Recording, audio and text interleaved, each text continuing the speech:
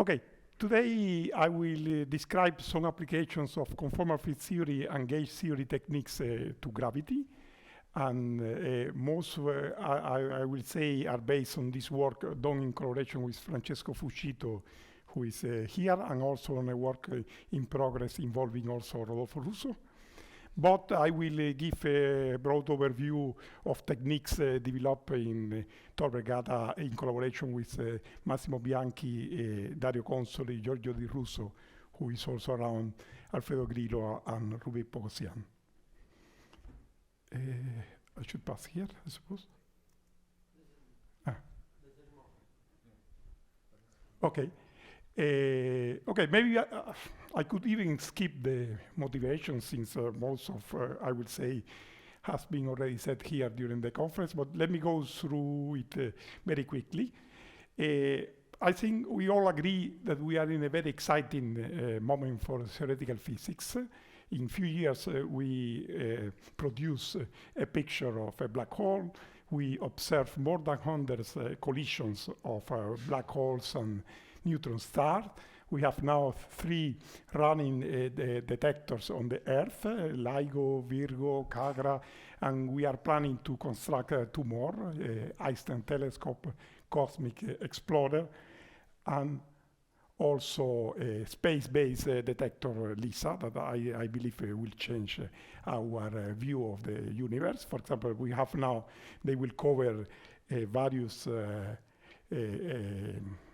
parts of the spectrum of gravitational wave.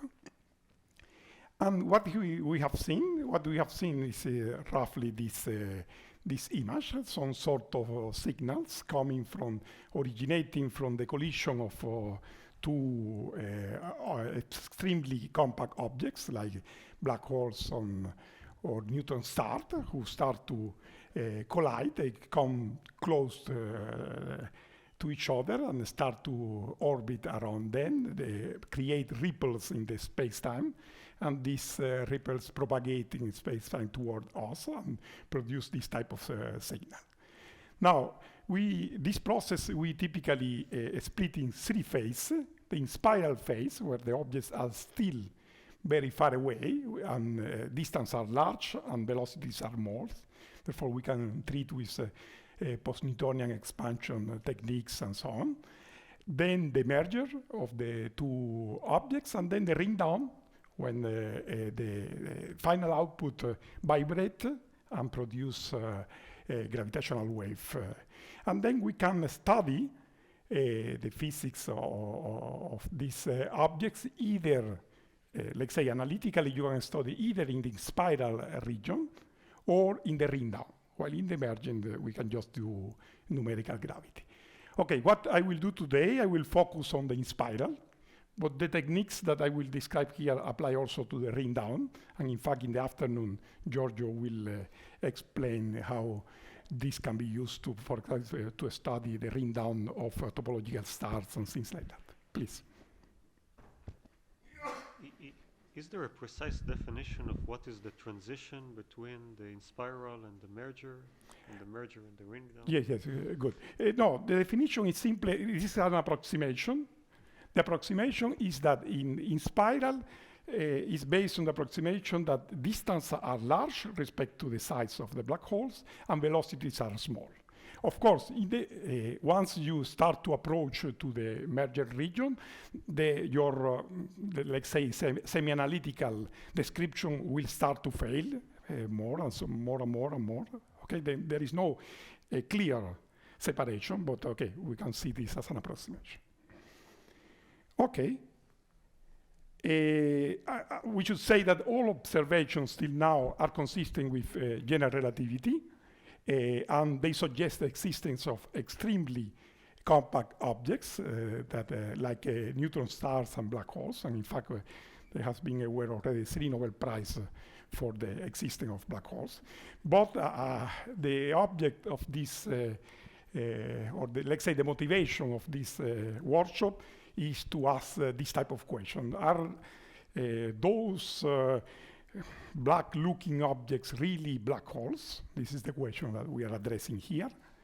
Okay, And why yes? Why they should? Okay, black holes, we should say, are beautiful mathematical solutions of Einstein gravity. They are very simple, they are unique, they are stable. It's very hard to find a better candidate for this. Why not? Okay, we heard already a lot of reasons why not. They are singular, there are problems with information, they lead to paradox like the information paradox, huge entropies and so on. Therefore, what are the alternatives? We should think about alternative. Alternative, we have produced several ones, like boson stars, graviton stars, wormholes, fastballs, that we have discussed a lot about that. But the main question is how to distinguish them. How can I see that this is a black hole or an echo or something else, okay?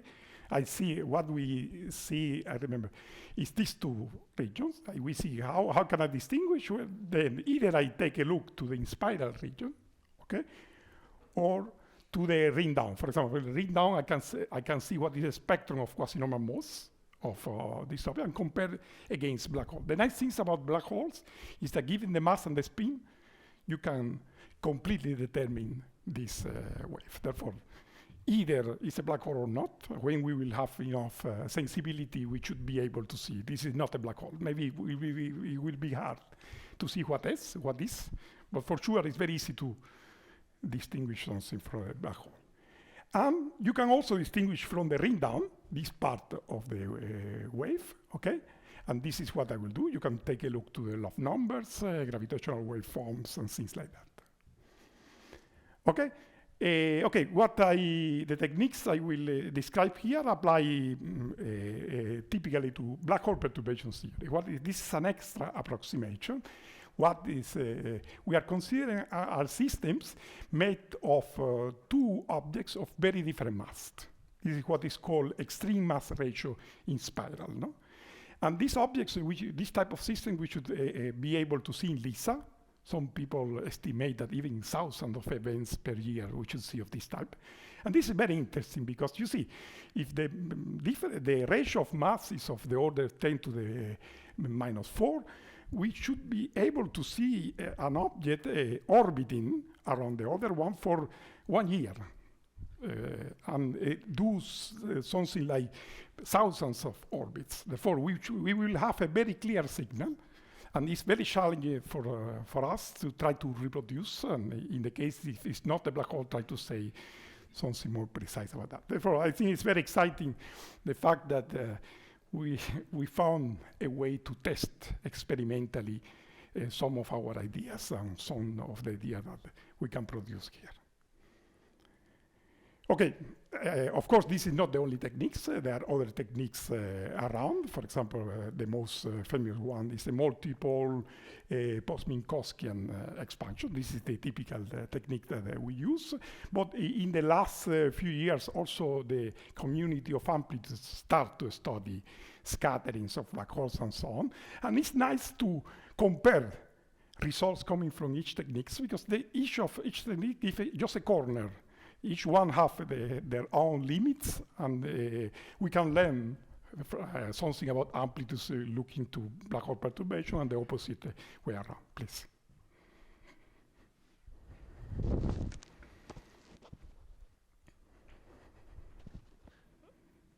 Also, in the merger stage, would you expect a difference between the black hole and the two echoes that collided? I expect the difference in all the three stages. Of course, in the middle one, I cannot do anything because we can just modulate by numerical gravity. But I would say that this signal is completely different for the black hole and echo. I will go into detail later because we will describe the inspiral and also the ring down. Giorgio will describe, for example, the ring down for a topological star, the solution that Pierre described, and he will see that also you see a significant difference. Of course, now in LIGO Virgo we cannot measure this difference still, but I believe that in LISA, in such type of system, we should be able to test all these differences. Okay, let's start.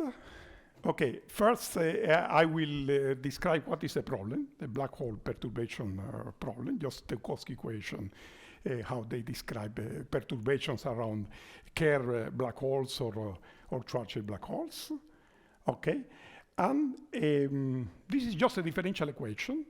It's a hard differential equation in the sense that we cannot express the solution in terms of analytic functions. Okay. But before entering to this case, I will describe a very simple model. This is just quantum mechanics. All what I will do in my talks is quantum mechanics. Schrödinger equation, which describes the black hole perturbations and how to solve it, okay? Then I will first describe all this in a very simple context, a mathematical, quantum mechanical system problem that we can solve. And then we can see many of the features that we will later see in a more complicated example. For example, we'll see what is the definition of quasi-normal modes, love numbers, and so on in some quantum mechanical toy system where we can say everything. Then we go to the case that we are interested in, which is a differential equation. It's called a Hohen equation. I will define later everything. And see how you can use something we learned in the last few years using from gauge theories, trying to understand non-perturbative gauge theories. Are techniques developed like localization, developed for studying non-perturbative gauge theories, but they can export immediately to this problem. Okay, we will see the map between these various. Okay, essentially, we have gravity, conformal field theory, and gauge theories. The equation that I will describe, the Hohen equation, appears in the three sides. Okay, this is not surprising because the hypergeometric equation appears everywhere. This is just the simplest equation after the hypergeometric, the first that we cannot solve. Then it's not surprising, but what is good is that in the last few years we spent a lot of time trying to understand the gauge theories, and all what we learned there we can now export and try to use it to do gravity. Therefore, nothing new, just export to this context. Okay, in particular, what is crossing symmetry? Crossing symmetry in conformal field theory can be used to derive connection formulas that connect the physics of the black holes near the horizon to the physics of the black hole far away of the horizon, for example. Okay, then I will describe application of these techniques to the PN expansions of a gravitational wave. I will start from the standard case of circular orbits. I ask if I have a black holes rotating around the Schwarzschild black holes, how is the waveform emitted by these black holes. And then I will describe hyperbolic encounters. This is more natural if you want to do amplitudes, for example. But again, you can apply the same techniques.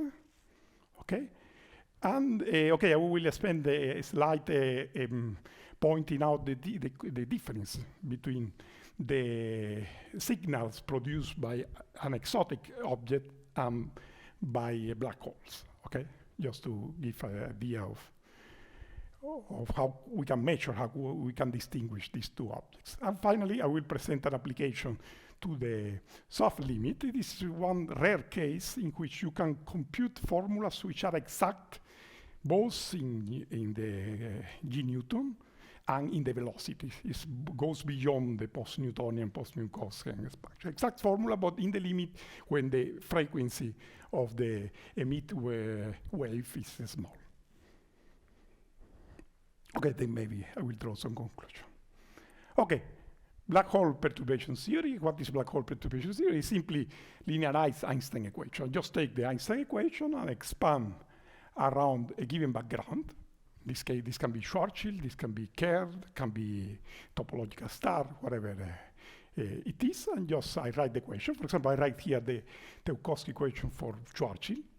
Of course, all results I'm saying applied also to Kerr and so on, but most of the formulas I display here are for Schwarzschild just for simplicity. But the equation is always of the same type. Therefore, I have an equation of this type. See, I take the perturbation of the metric, okay, or the Weil tensor, and I decompose into a radial part and an angular part. And both of them, you can see that they satisfy, if you do care, for example, they both satisfy a Hoyne equation. They are equation of this type, second order ordinary differential equation.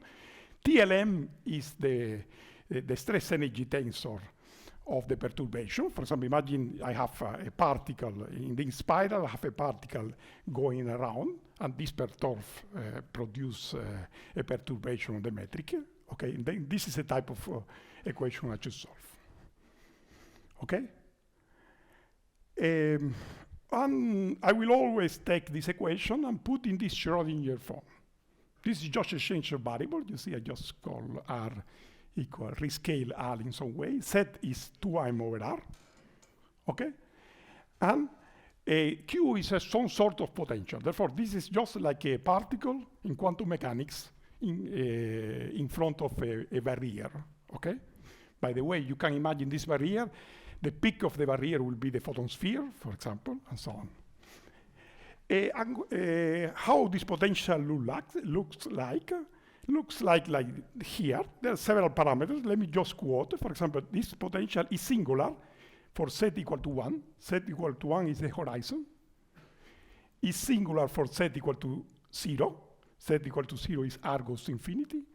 And is singular for z equal to infinity, which is R equal to 0. Therefore, you have three singularities associated to the singularity of Schwarzschild, the horizon, and the infinity. If you do for Kerr, it's the same. You have three singularities, R plus, R minus, and infinity. Okay? Then the question looks very similar. What changed are these parameters. You see all these parameters here are x, c, p0, k0, and so on, are just functions of the mass, w, the orbital numbers, and so on. Okay? As I say, this equation is called Hoyne.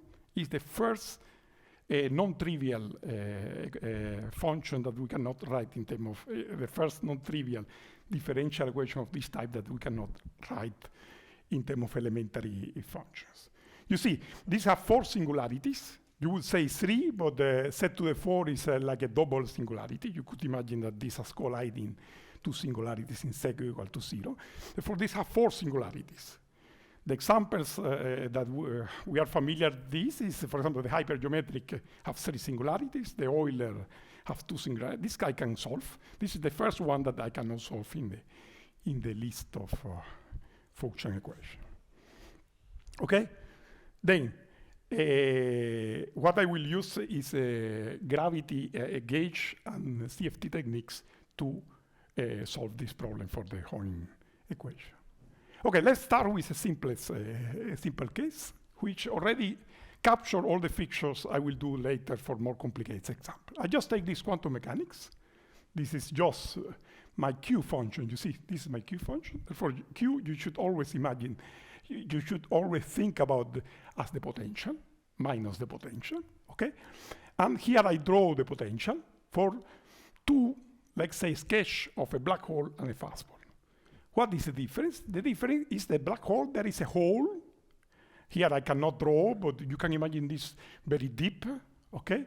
In such a way that everything should fall down here. Therefore, I should impose incoming boundary condition in this boundary. There is always a peak in both of the case, and this is the photon sphere. This is something nice. When we have all this, the fastball or these microstates and so on, the important point is that they share with the black hole. They don't have horizon, but they share the photon sphere. This means that in this picture that we see always photons going around these objects, okay? They share this maximum, okay? They are different in the boundary. In the boundary here, you should always going in, while here it should be imposed regular boundary conditions. These are a smooth solution, therefore you should impose regular boundary conditions, okay? Then you see there are three regions here, which I will call near horizon or near cap, okay? Near zone, this is the region below the barrier, and infinity, okay? Yes. Why is the fuzzball black if everything that I send on the fuzzball will get reflected above the photosphere. It's extremely luminous object from this perspective. Yeah. No, because you can see that, no, it's not extremely luminous. And by the way, we did at some point some computation, and you can see that from inside, and this you can also appreciate in some of the nice pictures that Daniel did. What you can see is that from inside, still there is some light going out, but it's very hard. The probability is very small. It's still very dark, but there are some signs of luminosity inside. Okay, but you see, anyway, the important point, as you said, is that anything that come back. But the time that come back can take a year, the age of the universe. Okay, if you compute the time, we did once for some particular model, and you compute the time is very long. Therefore, it's very hard to escape from the password. Okay, but okay, this is a good question. What I just want you keep in mind is that these three regions, near horizon, near sun, and infinity. What I will do, yes, just a moment. What I will do later, I will write solutions. Okay, please. I just wanted to ask whether for fuzzballs you add also some energy momentum tensor in the equation for the Schrödinger potential. Good. I am now solving the homogeneous part of the equation. Once I solve the homogeneous part of the equation, I can always use the green, I will do it later, the green method to find the green function, and then integrate it with the source this part. Therefore, the first part of the talk, I will talk only about the homogeneous equation. In the second part, I will put also the stress, the perturbation. Okay? Okay. The hard part here is solve the Hoyne equation, the homogeneous one. Once I have a solution, I can integrate it, and of course, with some approximation, I can still deal with this.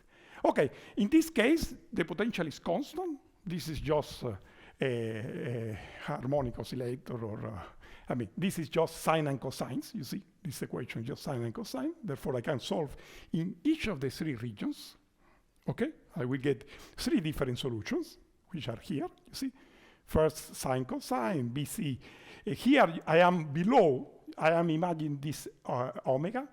I'm below the barrier. Here, then I will have exponential suppressing and exponential increasing function, and then again oscillatory wave in the other side. Okay, then I have wave, exponential, wave. Okay, and of course I should glue these solutions. Therefore, I can compute B and C and D and D tilde, just gluing these two solutions here and gluing these two solutions. This is just quantum mechanics. Okay, then B, C, D, and D tilde, I can compute it. Okay, analytically. In fact, this is what why we did here. For example, what is love number? The first thing is what we call love number, tidal interactions, and so on. Is when I look here in the near zone. Okay, I am looking in the spiral part, let's say, of the when they are still very far away. Okay, but moving with a small velocity, not too far away. Moving in this region here under the barrier. Here you see you have an exponential decreasing solution, an exponential growing, and I can interpret this as a source and this as a response. And the love number is just the ratio of B over C. Okay, I can compute explicitly. No, this is a trivial example. Here are the formula, not important. The formula here. Just wanted to say that what is the idea. Instead, if I want to study quasi-normal modes, which is typically what you look when you look to the ring down, for example, what you do here is you look for solutions outgoing at infinity. You are in this region, you see? In this region, you put d tilde equal to 0. And then again, all this BCD you can compute, and then these are the condition for quasi-normal modes. You solve and you find all the quasi-normal modes. What I just wanted to say that you need two things. This is a trivial statement. I need the solution of the differential equation and the boundary conditions, okay? And how to connect from this first boundary to the last one. You see, to compute D, I should connect this with this, and so on. Okay? Now I will pass to a more complicated equation in which I cannot do the analog of this. I cannot solve it. Okay? But we will see how we can connect the two regions and how we can compute the solution in each of the three regions. The same as I did here, okay? We will compute using different conformal field theories or different correlators in the conformal field theory or different gauge theories, okay? Each of the region will use a different gauge theory, a different gauge picture, yes. Can you comment on the saying that the love number of Schwarzschild in 4D vanishes? Yes. Can connect it to... Yes, yes. Okay, of course here you will not see because this is not Schwarzschild, but if, in fact, when I will do the love number, I will switch to Kerr, okay, to see some non-trivial result, but you just do this computation, B and C, and accidentally, you see that in this case, B is equal to 0. This is an accidental. Now there are some people that believe that this is due to some symmetries and they are studying this type of symmetries and so on. But it's not obvious and it's completely accidental because it's just you turn a higher derivative term and this is non-zero. Just on a bit of curvature, you go to until theta is non-zero and so on. Therefore, the fact that the love number of black holes in 4 dimensions is 0 is an accidental. It's not a properties of black holes. Even in 4 dimensions, black holes have non-trivial love number if you do in ADS or if you take, of course, or if you take higher derivative term or any variation you do to the theory, you will destroy the symmetry. Okay. Okay, this I already said everything here. This is the mathematical problem I want to study. Just a second order differential equation with Q giving in this form with some singularities and N, the number of singularities is 4 in this particular case, okay? And the boundary condition will be this ingoing or regular at the interior and outgoing at the infinity. Okay, these are the 3 pictures. Gravity, two-dimensional conformal field theory, and gauge theory. Okay, what I will convince you, for the moment I will just give you the dictionary, and then later we go into the details of each link, but just to give you a picture, an overall picture. The wave function, that describe the perturbations of the metric, will be related to some particular correlators in the conformal field theory. And then, according to AGT duality, this will be related to the partition function of a Kuiper gauge theory. Okay? Then what I will do, I will use localization. Instead of solving the differential equation, I know that these are related to a partition function of a Kuiper gauge theory. And this, fortunately, has been computed by Necras by these localization methods. And then we can just compute it there and use it in the gravity context. Of course, there is a dictionary, then I should translate. For example, the wave equation in the 2D CFT is just a word identity, okay, which follow from these degenerate words. I will explain later what I mean by this. And in the gauge theory, this is just the quantum Seiberg-Witten curve. Okay, the type of gauge theory I will study are gauge theories with n equal to supersymmetry. Okay, they are described for the case of SU2 gauge group and SU2 times SU2 quivers involving SU2. They are described by Seiberg-Witten curve at the classical level. If you do in the omega background, this is a technique for localization, what you can see is that it's like the Seiberg-Witten curve where the 2 coordinates do not commute. Therefore, you call quantum Seiberg-Witten curve. Okay? But quantum is the same as differential equation, because once I say that x and y do not commute, I can write x as y dy, and then I can translate this Seiberg-Witten curve into a differential equation. And this differential equation I can match to the duality one. Okay. Can't I solve this differential equation by opening Abramovich and Stegun and not going through this? No, there is no solution. The mathematical, I mean, this is a long-standing problem in mathematics, the Hoyne equation. You will find thousands of papers on Hoyne equation. And you can even write the Hoyne series in which you can solve around the z equal to 0, let's say. You can see this looking like hypergeometric, okay? But then you don't know how to connect to a different. What is missing is for the hypergeometric, you know how to go from z equal to 0 to z equal to infinity, okay? Here they were missing this point. Therefore, thanks to these people, by the way, I should say that all these techniques has been developed by these three groups, Aminov, Grassi, and Hatsuda, the group in Rome, and the group of Trieste, okay?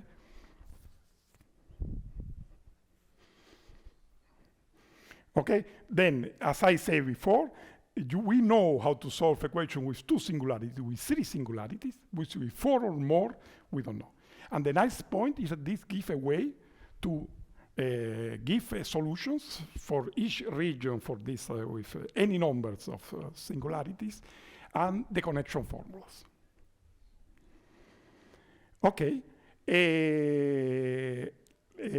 Okay, now what are the singularities? Singularities, we have already seen that this equation is singular at the singularities of the solution, at the horizons, at the infinities, and so on.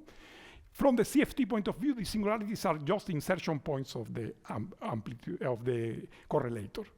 It's like you have the horizon, the singularity, and the infinity. It's like doing a correlator. You can think of R as the complex plane, and you are doing a correlator with one insertion at the horizon, one insertion at the singularity, and two insertions at the infinity. It's a 4-point function, and so on. Okay, and they translate in the gauge theory to gauge couplings. And this is very nice, because what we will see that what is the Pn expansion, okay, which is the expansion of the gravitational waveform in the limit of small velocities and large distance, is exactly the expansion in the two couplings of this gauge theory. This will be SU2 versus SU2 gauge theory. We'll see that one gauge coupling is related to the distance, to m over r, and the other gauge coupling is related to the frequency omega r, velocities, okay? Therefore, this is nice because, I mean, we were lucky that the Pn expansion is in the weakly regime of the gauge theory. Okay, this I already say. Connection formulas will be related to crossing symmetry in the two-dimensional conformability theory or dualities in gauge theory. Okay, the parameters, some of the parameters appears in this Hoyne equation will be related to the momenta of the operators I insert in the CFT or the mass in the gauge theory. And here I give, okay, so this is what I was saying before. You see, this is very important. The coupling in the gauge theory is related to 2m over r. Therefore, if the distance are large, this coupling is small. The second coupling is related to 2I omega r. This is the velocity, okay? Then if velocities are small, the second coupling is small. And here, this is a funny object. There was an U in this differential equation, and this is related to the prepotential of the gauge theory. And the message of my talk here is that all non-triviality of the connection formulas of the Hoyne equation is codified in the prepotential of a four-dimensional gauge theory. This is an object that we studied for a long time, because this was important to study Cyber-Wheat and start with Cyber-Wheat and so on. It was a very interesting object. We developed a lot of techniques to compute these gauge prepotentials. And now we can use it because this, all the non-triviality of the Hoyne equation is codified in this holomorphic, in a highly non-trivial way. We will see later. Okay, now let me define all the objects that are entering in this. This is the correlator. This is the correlator in the CFT, and I will draw in this way, okay? These are the point insertions. You can imagine this can be the singularity, here is the horizon, and here is the infinity. Just think of this as the space-time, and these lines are all the singularities. Now I'm doing a more complicated example. For example, if you do the Cerilli equation, the Cerilli equation is not the Hoyne equation, it's an equation with 5 singularities. Therefore, all what I am saying is valid also for any number of singularities. Now I'm doing here the general case. For the case of Schwarzschild, you can there is only 2 insertions here. Okay, and then what do AGT duality, what they say? AGT says simply that any correlator in this 2-dimensional conformal field theory is related to a partition function in a quiver gauge theory, where you see the positions here are the couplings of the of those gauge theories, okay? And the momenta are wave and mass. There is a precise dictionary. Even if you don't know anything about localization, you can just use this dictionary, no?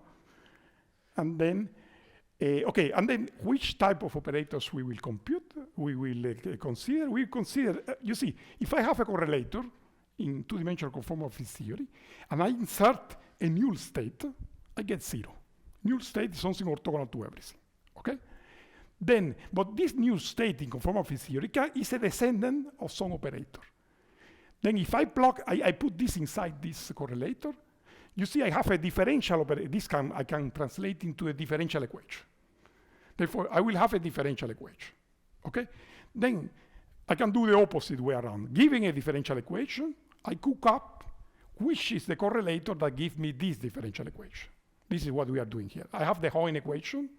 I ask myself, which is the correlator that gives me the Hoyne equation? I need a 5-point function with 1 insertion of this degenerate field. This is what I call degenerate operator, okay? For example, if I do just with 4-point function, I get the hypergeometric. This object is not important now that you know, it's a 4-point function in the 2-conformal field theory. If you compute, you see that satisfies the world identity that satisfies this object is the hypergeometric equation. What I'm just doing here is, you see this operator, which is the dot, is this degenerate one. If I put a null state here, I know that this is 0. This means that this operator, this as a differential operator acting on this function should be 0. And then I read and see it's a hypergeometric equation. Okay, and then this is the one that we want. The Hoyne equation is an extra one. No? I have 5-point function. And so on. You want to do Cerilli equation, you add an extra one. Okay? Okay, but what is nice about this? No, because till now it's just a translation. I have a problem and I translate into another problem. The nice problem is that we know that, for example, something that we know is that the hypergeometric, this is the hypergeometric. I say that this is the hypergeometric. We know that the hypergeometric in set going to infinity is related to the hypergeometric in set goes to 0. Okay? It's just a sum of 2 hypergeometric in some aesthetic order. This is the standard formulas that you find in your favorite book or in any books. Okay? I know this for the hypergeometric. Okay? And this is what I wrote here. Okay? What is nice is that I can use the same, you see, now I go to the, okay, I just wanted to say that this P2, which is here, is mapped to the gauge wave, let's say the Savieran-Witten period. It's some quantity in the gauge theory that is largely studied in the past. Okay, the nice point about this is that, you see, this 4-function was the hypergeometric. Okay? And this is, again, the hypergeometric, no? The nice point, you see, the previous transparency, if I remove this part, I get I know the answer, okay? What is the connection formula? What I'm saying here is that the connection formulas for the Hoyne equation are exactly the same than the connection formula to the hypergeometric equation, okay, this F, with the only difference, let me see if I can go back. No. Okay. You see, all non-triviality will come in this P2. P2 is A, is the Savieran-Witten period. It is related to the prepotential of the gauge theory. Therefore, I can use still these formulas for the Hoyne equation, just replacing P2 by the full Savieran-Witten period. This is the main message. Okay, the connection formulas for Hoyne, this was not known even for mathematicians, are related to those of the hypergeometric with this extra feature, which is highly non-trivial because the gauge prepotential is a really complicated. I mean, we have studied for 10, 20 years.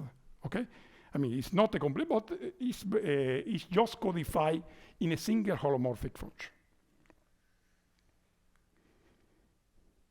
Okay, and you see, these three guys are three different correlators. Then if I want to study the near horizon, I use this correlator. If I want to study near thumb, I use this correlator. If I want to study infinity, I use this correlator, or the dual in the gauge theory. I have three different gauge theory partition functions that describe me each region of the black hole states. For example, this is the near horizon is R goes to 2m. The near zone is an area where R is much bigger than the mass of the black hole or the size of the horizon, but still smaller than 1 over omega. Okay, and infinity is where R is very large. Okay. Okay, this I have already said. I flash here, for example, the result. This is quite explicit. You see, psi of alpha, this is a solution. You can check that this solves the Hoyne equation. And you see it's a double series in Q1, Q2. It's a double series with rational coefficients. Everything is here on the control. And then you can go ahead. Okay, I will now to apply these results to a study in spiral motion. Okay, in spiral motion, this is the idea. I considered a small two mass which are very different from each other. Therefore, I can think of the deformation in space-time made by this mass very small, just as a perturbation. Okay, and study the back reaction of the space-time to this perturbation, to this t. T mu nu is just, you see, it's just the motion in, let's say, a circle or in an ellipse or whatever trajectory I considered. And this t back react the geometry. I want to solve the Minkowski equation, the one that till now I have considered just the homogeneous part. Now I'm putting the source part, the perturbation, okay? Here you see this trajectory will depend in general of the energy and the angular momentum, okay? And this is the object I would like to compute. The waveform is what we observe, this sinusoid we displayed before. And this will be, you see, is an integral of the green function times the source. The green function will be written in terms of the homogeneous equation with particular boundary condition. Which boundary condition I should impose? That they should be incoming at the horizon. Okay? These are in, mean I choose out of the two solutions the one that is incoming at the horizon. Okay? For example, here I wrote explicitly the form. And this is very nice. This already is a bonus we have from this description. If you look to this, all the results in the literature about this, for example, there is a lot of studies of this type by Blanchet, Storm by Blanchet, Thorne, Damour, etc. All this Japanese group. You will never find a formula like that, because in that case you solve the differential equation recursive. Therefore, you compute for L equal to 2, then from this you find the next one, and so on. And you find some logs, some transcendental numbers, and so on. All these numbers here have been exponentiated. You see, you have omega to the omega. If you expand for small omega, you will find a lot of logs here, also logs coming from here. You see, you have a gamma function here. You have some gamma, some transcendental numbers. So, therefore, let me say that this formula you can compare with what you get and we find very nice agreement with all the computation done in the past in the post-Newtonian analysis, but this is already a partial resummation of those formulas. So just a clarification, this expression for Rn, it's basically that solution for the Hoyne equation that you showed in the Exactly. previous slide, but Exactly. identifying the coefficients to be the ones that correspond to the Tukowski equation. Exactly. I fix the linear combination. I have two solutions, and I fix the linear combination in such a way that is incoming. Maybe we can see this more precisely here. You see, here I am in the near horizon. I impose here, I take just the psi minus because I want incoming. You can see, just looking how this behave when you send set goes to 1, that one of the two alpha equal to plus is outgoing and alpha equal to minus is incoming. Once I fix alpha equal to minus, you see, I can go to the near zone. Here is where I am using there. And then I will put here f minus 1 minus alpha prime. You have the sum of two components, but with a minus component here. Okay? And this is what I did here. Okay, yes.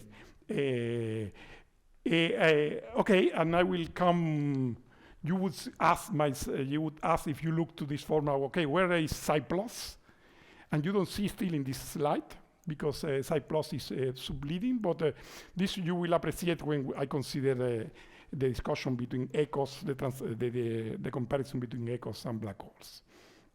Anyway, this R minus is a linear combination of the two solutions satisfying incoming boundary condition. And this is what I was saying before. All logs and transcendental numbers are exponentiated. This is just a double expansion with rational coefficients.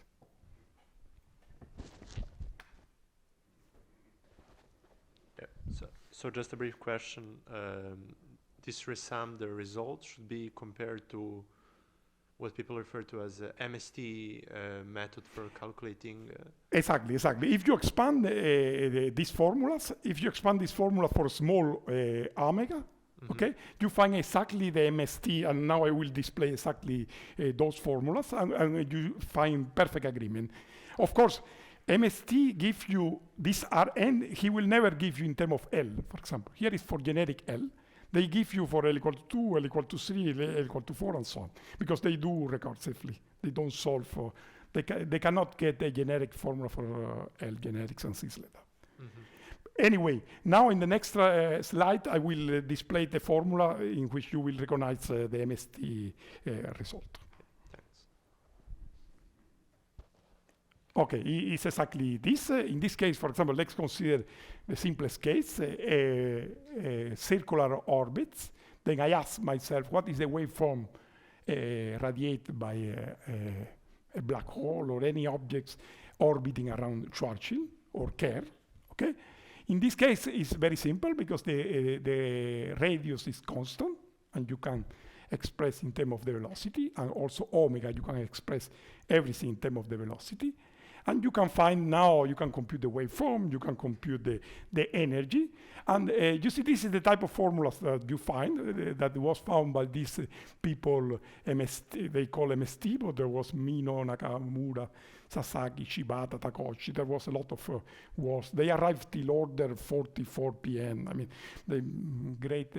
a great job. And I want to emphasize this. You see, they have this type of things, gamma, log of 2, log of v, and this becomes every time more complicated. But all these numbers come out from the previous formula by simply expanding the,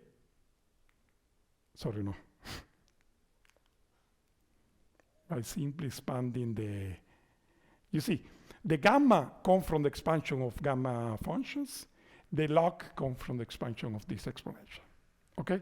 I want to stress that this is a partial resummation of those formulas. This can be important also for the numerics, because you are, working with logs in numerical simulation is very bad. While here you have some partials that can help. This I don't know because I'm not an expert on this part. Okay. this I say. Okay, now I would like to apply to a very different context. As I said before, there was in the last few years people from the amplitude community start to approach also the problem of scattering in gravity. And they start to compare with the standard results obtained by the multipolar post-Minkowski expansion by several people, Bini, Damour, De Angelis, okay, several people. Sorry, no. I am here quoting two recent papers in which they compare very precise at two loops, for example, in the amplitudes, they do a computation in two loops, and they do a computation in multipolar expansion. Initially, it seems they disagree, but then they found that the two results can be, in the first version of this paper, they find some little disagreement, but they cure in the second version. And it's nice, you see, these two very different techniques get the same results. And again, you can appreciate that they cover different regions. For example, for amplitudes, it's very easy to get exact expressions in the velocity, but they should go perturbative in G, in the coupling, okay? For multipolar post-Minkowskian is the opposite. You should take both smalls and so on. Therefore, they have different corners, but there is some overlap, and they can compare inside this overlap region, and the agreement is perfect. Okay. Then what we decide is to add an extra techniques to that, which is black hole perturbation, and do the same computation using these techniques. Okay, essentially, you just plug this. This is the trajectory. Okay, I plug this in this formula for the stress energy tensor, do the integration, and what you get, for example, all this is a work in progress with Rodolfo Russo and Francesco Fucito, but the typical type of formulas that you find are this, given in terms of Bessel functions. This is what you get also in amplitudes. Here, all these Bessel functions come out from the integral over the trajectories.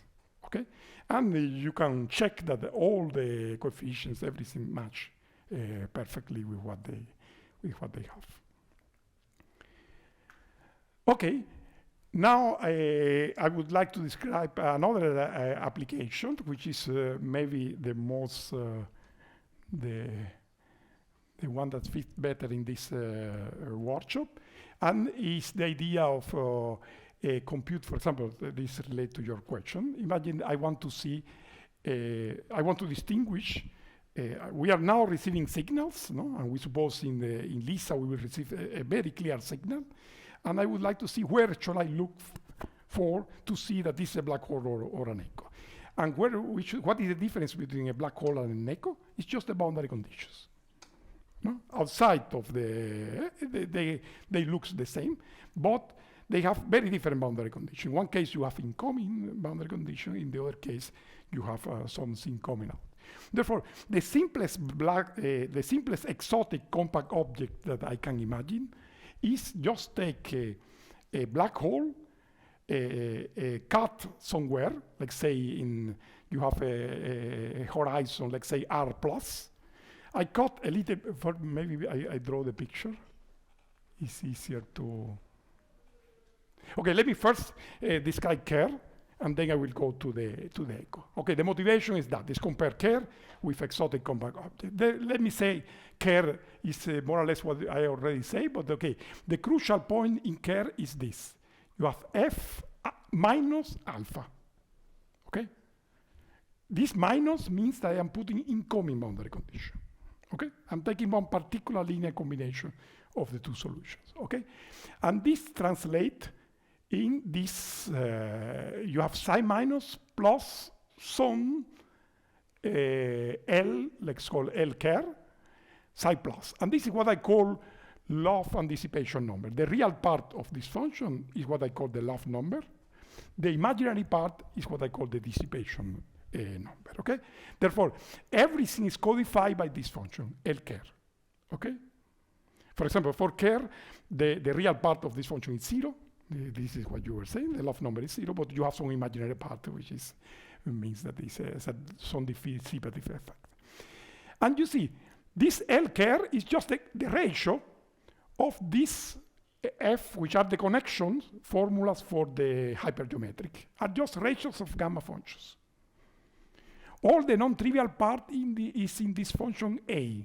This function A is a very complicated formula in terms of omega, okay? But I can compute it using gauge theory techniques, okay? It's here, it's here. You see, it's highly non-trivial to see that everything is codified by a single function, because this single function appears in many ways, in many places, in a highly non-trivial way, okay? But okay, I can compute this, and this is the care. Now the question is, what happens if I take an exotic okay, another thing I should mention is that this I plus, if you look to the formula, is suppressed by this factor, GMR, GMR to the 2L plus 1. L start from 2, this means that this is suppressed by GM over R to the 5. Okay, this means that till order G to the 5, I will not see any difference between Schwarzschild and something that looks like Schwarzschild but is not Schwarzschild, that have different boundary conditions like Schwarzschild. Okay, then it's not surprising that we cannot see this difference in LIGO or Virgo. But in Lisa, we should see this difference. If this difference exists, we should see the difference there. Okay, it's order GM over R to the 5. Okay, now we can do this exercise for any exotic object which is simple enough that we are able to solve the equation. For example, the top stars and things like that. Here, the top star will be discussed by Giorgio. Here, I just restrict myself to the simplest compact object I can imagine. I just take care. And I just cut the geometry of care in R plus epsilon. Outside is just care. Inside, I don't know what it is. Okay? I leave the part inside whatever you want. Okay? What is the difference with care? The difference with care is just this radius, where, and the fact that here there can be some reflectivity, which is not just incoming. Therefore, this is not. It's not a black hole because have reflectivity, even if epsilon is going to 0. Epsilon very small. Okay? Then essentially what I'm saying that just take care and change boundary condition. This is very drastic. I understand we would be better doing with the fastball of Pierre and so on, but for the moment, let's just focus on this idea. Please. No, epsilon is going to 0. I want to, what I want to do here is I just take, technically, I just take care with wrong boundary conditions. Physically, I imagine that there is a sort of, till some place very close to the horizon, the geometry looks very much like care. Then it starts to differ, but this distance is very small. Therefore, I can approximate like care. Okay?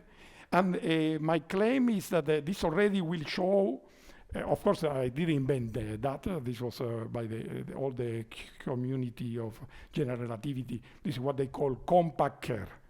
Okay, it's a toy model for compact objects, but they already noticed that they display most of the features of the compact object. That is something that we can treat with the techniques that we have.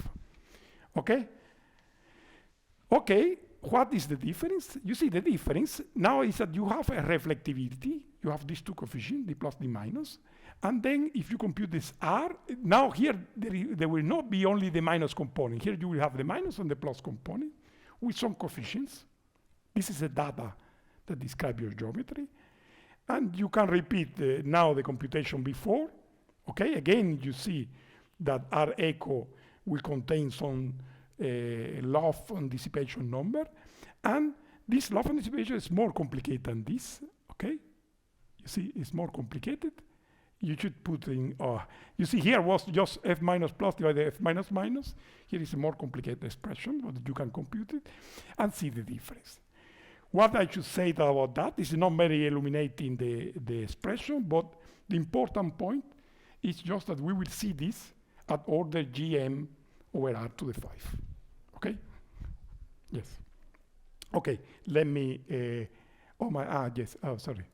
Okay, I have few time, but let me describe this soft limit. Okay, now it's an application in which I consider, for example, the scattering. Okay, I imagine this is a black hole, and this is another black hole, lighter than that. And they scatter, and they emit some wave. And I'm interested in the limit in which the frequency of this wave is small. Okay, this is the only approximation I will do. No approximation on velocities, no approximation on G, on the coupling, and so on. And the nice point about this limit, due to Weinberg already in the 65, he noticed that in the omega equal to 0, this amplitude starts like 1 over omega, and the coefficient of this 1 over omega is completely universal. So this is start like A0 over omega, and it's just given by this simple formula. Okay, this formula has been generalized by Ashok and Sahu, and they found that it's not only this term which is universal, but you have an infinite towers of log corrections in which each coefficient of here is completely universal. Okay. Now the question is how could we reproduce these two coefficients? In the paper they compute, I think, the first and the second. Okay, the first and the second here. Okay, then the exercise is the same as before, just that now we should integrate this trajectory. Okay, and the nice point that when omega equal to 0, this integral is dominated by the large time. Large time means that this integral will depend only on the initial data and the final data, just on the initial momentum and the deflection angle. All non-triviality is codified in this deflection angle.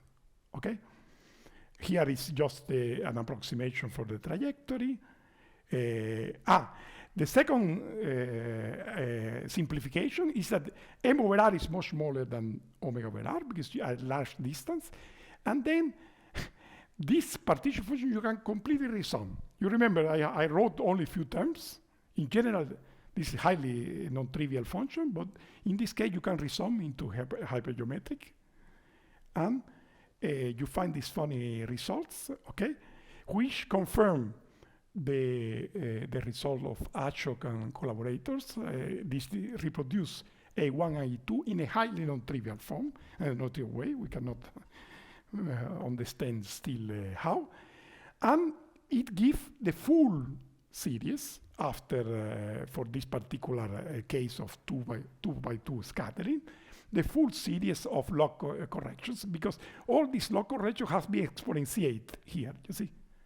Resum the whole series of universal logs. Then we found this amazing. Still, okay, this is a work in progress. I mean, we have more the dots that we should still go ahead.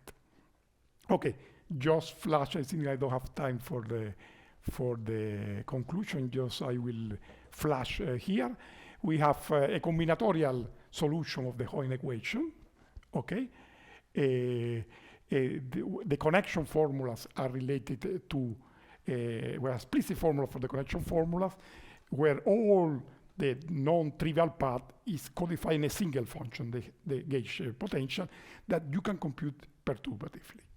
Okay, it's nice description of the PN expansion. You see the two parameters of the PN expansion are related to the Q1 and Q2, to the gauge coupling of the gauge theory. It's a gauge theory SU2 times SU2, two gauge coupling, and these are the two parameters, small distance and small velocities. Okay, this works for any trajectory, either closed or open, either scattering or closed, and this allows to produce exact formulas in some case, like the soft limit. And this is a question, I don't know the answer. It would be nice. There are two limits in which we can resum completely these formulas. One limit, the one I described here, you have Q1 and Q2. either you put Q2 to 0 or either Q1 to 0, I can get exact formulas. And it would be nice to have an application for the opposite limit. The soft limit is one of the two. I would like to see what we could learn from this other limit. And okay, again, this is something we should always keep in mind, that LISA will be able to explore a region where we can say something about the black holes and exotic compact objects. Maybe we will not be able to identify which avoid microstates and so on, but we could say this is not a black hole or this is a black hole. Okay, thank you very much.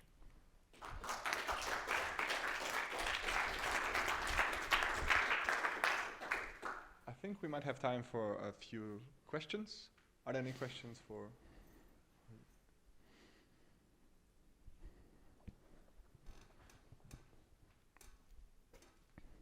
Thank you for the talk. Actually, it was more of a comment regarding the echo versus black holes. You argued that the difference appears at order gm over r to the fifth.